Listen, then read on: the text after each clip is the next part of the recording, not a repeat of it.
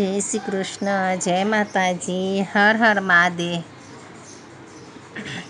જય જગન્નાથ, જય જગન્નાથ, જય જગન્નાથ। અષાઢ સુદ બીજ ભગવાન જગન્નાથજી, બલભદ્રજી તથા બેન સુભદ્રાજી પોતપોતાના રથમાં બિરાજીને નગરજનોને પ્રત્યક્ષ મળવા આવે છે। તો આજે આપણે મોક્ષદાયની જગન્નાથપુરીની દિવ્ય રથયાત્રા વિશે જાણશું। હર હર મહાદેવ, જય જગન્નાથ। જગન્નાથજી આવો તમે જ ખેંચો જીવન રથને, લઈએ આજે લાહવો, શ્વાસના રથને તમે જ ચલાવો। અમે જાણીએ અમે ખેંચીએ પણ તમે તો મુખરું મલ ખાવો। જગન્નાથજી આવો, ઓડિશા રાજ્યના સાગર કિનારે ચારધામ પૈકી એક જગન્નાથપુરી મંદિરમાં ભગવાન જગન્નાથજીના દર્શન કરતા ભક્તોના હૃદયમાંથી ઉક્ત શબ્દો સરી પડે છે। ભગવાન જગન્નાથજીને વિષ્ણુનું સ્વરૂપ માનવામાં આવે છે। આ પવિત્ર મંદિર 10 એકરમાં પથરાયેલું છે, શ્યામ પથ્થરોથી બંધાયેલું છે। સમુદ્રની સપાટીથી મંદિરની કુલ ઊંચાઈ 214 ફૂટ છે। મંદિરના શિખરની ઊંચાઈ 192 ફૂટ છે। આ શિખરનું નિર્માણ ઉડિયા શૈલીથી થયું છે। ભગવાન જગન્નાથના મંદિરમાં અનેક ભવ્ય ઉત્સવો ઉજવાય છે, જેમાં અતિ મહત્વનો ઉત્સવ એટલે અષાઢી બીજ, ભગવાન જગન્નાથની ભવ્યાતિ ભવ્ય રથયાત્રા। પૌરાણિક કથા અનુસાર અષાઢ સુદ બીજના ભગવાન જગન્નાથજી, બલભદ્રજી તથા બેન સુભદ્રાજી પોતપોતાના રથમાં બિરાજીને નગરજનોને પ્રત્યક્ષ મળવા આવે છે। આ રથયાત્રા પ્રભુના અનરાધાર પ્રેમની પ્રતીક યાત્રા છે। ભગવાનના રથ ખેંચવાનું અનેરું મહાત્મ્ય છે। આ રથયાત્રામાં જોડાનાર તમામ ભક્તોની મનોકામના પૂર્ણ થાય છે। જન્મ મરણના ફેરામાંથી મુક્ત થવાય છે, કારણ સ્વયં જગતના નાથ સામે ચાલીને ભક્તોના પ્રેમને પ્રસાદીની જેમ વહેંચવા નીકળ્યા છે। ભારતીય ધર્મ સંસ્કૃતિમાં રથયાત્રાને ભવ્યમ એવં દિવ્યમ પાવન પર્વ માનવામાં આવે છે। ભગવાન જગન્નાથનું ઘર એટલે જગન્નાથપુરી, ચારધામના પાવન પ્રવાસની એક કડી પુરીનું આ મંદિર છે। એની પ્રાચીનતા, એની ભવ્યતા, એના વિશેની અજાયબ વાતો વગેરે અને અનન્ય બનાવે છે। ભુવનેશ્વર જેની રાજધાની છે એવા ઓડિશાના સાંસ્કૃતિક, ધાર્મિક અને સામાજિક ઇતિહાસ ભવ્ય અને પ્રાચીન છે। રાજ્યમાં સ્થિત પુરી કે જગન્નાથપુરી શહેરમાં જગન્નાથ મંદિર છે। આ મંદિરે આયુષ્યમાં એકવાર અવશ્ય દર્શન કરવાની હિન્દુઓની પ્રબળ ભાવના હોય છે। માત્ર પુરી નહીં, આખું ઓડિશા ભગવાન જગન્નાથજીનું ઘર ગણાય છે। આપણા ચારધામમાં આ મંદિર સ્થાન ધરાવે છે। ભગવાન જગન્નાથ વિષ્ણુનો અવતાર છે। પુરી ભવ્ય રથયાત્રા માટે પણ જાણીતું છે।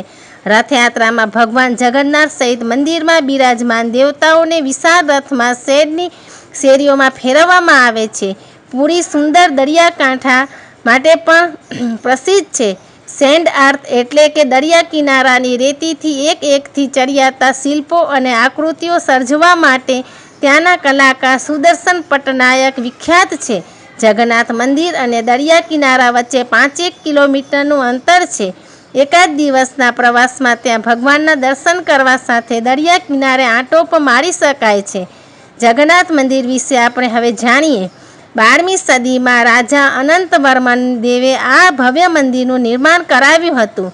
સ્થાપત્યની દ્રષ્ટિએ મંદિર એક અજાયબી છે। એમાં પ્રતિષ્ઠિત ભગવાન જગન્નાથ મૂર્તિ 2 નમૂન છે। એ કાષ્ઠની બનેલી છે। એને દર 12-19 વર્ષે નવકલેબર નામની પાવન વિધિથી નવી કરવામાં આવે છે। આસ્થા કાષ્ઠની મૂર્તિ સ્થાપત્ય કરાના દ્રષ્ટાંત ઉપરાંત મંદિરનું રસોડું પણ અનન્ય છે। એમાં દરરોજ 1 લાખ લોકો માટે ભોજન તૈયાર થઈ શકે છે। આ ભોજન મહાપ્રસાદ કહેવાય છે। દરરોજ એ ભગવાનને અર્પણ કર્યા પછી જ વહેંચાય છે। ભાવિકોને સંકુલમાં મુખ્ય મંદિર ઉપરાંત અન્ય નાના મંદિરો પણ બતાવવામાં આવે છે। દરેકનું પોતપોતાનું મહાત્મ્ય છે। મુખ્ય મંદિરની વાત કરીએ તો એનું શિખર 214 ફૂટની ઊંચાઈ સુધી વધે છે, જેથી મંદિર દૂરથી દેખાય છે। મંદિરની એક વિશેષતા તેનો ધ્વજ છે, જે હંમેશા પવનની વિરુદ્ધ દિશામાં જ ફરકે છે, કારણ કોઈ સમજી શક્યું નથી। મંદિરનું સુદર્શન ચક્ર ટોચ પર છે। એને પુરીના કોઈ પણ ખૂણેથી જોઈ શકાય છે। પુરી પ્રવાસમાં જોવા જેવી એક જગ્યા એટલે કે 36 કિલોમીટરમાં આવેલું કોણાર્ક સૂર્ય મંદિર એ યુનેસ્કોના પ્રમાણિત વિશ્વ ધરોહર છે. 13મી સદીમાં નિર્મિત આ મંદિરની રચના વિશાળ રથ તરીકે કરવામાં આવી છે. એમાં અટપટા કોતરકામ સાથેના પથ્થરના પેન્ટ પૈડા, થાંભલા અને દિવાલો છે. એ બધું સૂર્ય ભગવાનને સમર્પિત છે. પુરીના પ્રવાસમાં ચિલિકા સરોવરની મુલાકાત કરવાનો વિચાર પણ કરવા જેવો છે. એ એશિયાનું ખારા પાણીનું સૌથી મોટું તળાવ છે. ધ્યાનમાં રહે કે વચમાં પુરી મંદિર અને વિરુદ્ધ દિશાએ કોણાર્ક સૂર્ય મંદિર અને ચિલિકા સરોવર છે. ત્રણેય જગ્યાને આવરી લેવા ઓછામાં ઓછા 2 દિવસનો સમય જરૂરી છે. ચિલિકા સરોવરે પક્ષી દર્શન કરીને જે આનંદ મળશે એ જીવનભરની યાદગીરી બનશે. મંદિરોના શહેર તરીકે જાણીતા ભુવનેશ્વરમાં 700થી વધુ મંદિર છે. એમાંના અનેક પ્રાચીન છે. તમામમાં લિંગરાજ મંદિર સૌથી અગ્રણી છે. ભુવનેશ્વરની રચના એવી છે કે એના કોઈ પણ ખૂણેથી અન્ય ખૂણે સહેલાઈથી પહોંચી શકાય છે. ઓડિશા સમૃદ્ધ સાંસ્કૃતિક વારસો ધરાવે છે. શાસ્ત્રીય નૃત્ય ઓડિશા રાજ્યની દેન છે. પરંપરાગત સંગીત, કળા અને જગન્નાથ તરીકેની રંગભૂમિ પણ આગવું વૈશિષ્ટ્ય ધરાવે છે. ચંદ્રભાગા અને ગોપાલપુરના દરિયા કિનારા શાંત પ્રવાસ માટે ઉપયુક્ત છે. સિમલીપાલ રાષ્ટ્રીય ઉદ્યાનમાં વન્યજીવોનું વૈવિધ્ય છે. વાઘ અને હાથી સહિતના જીવો અને અનેક પ્રકારની વનસ્પતિઓનું નિવાસસ્થાન છે. ભુવનેશ્વર નજીક ખંડગીરીની પ્રાચીન જૈન વારસાની ઝલક કાપીને બનાવાયેલા અને કમાલ ઈસવીસન શિલ્પો ત્યાં જોઈ. ઉદયગીરી અને ગુફાઓ છે.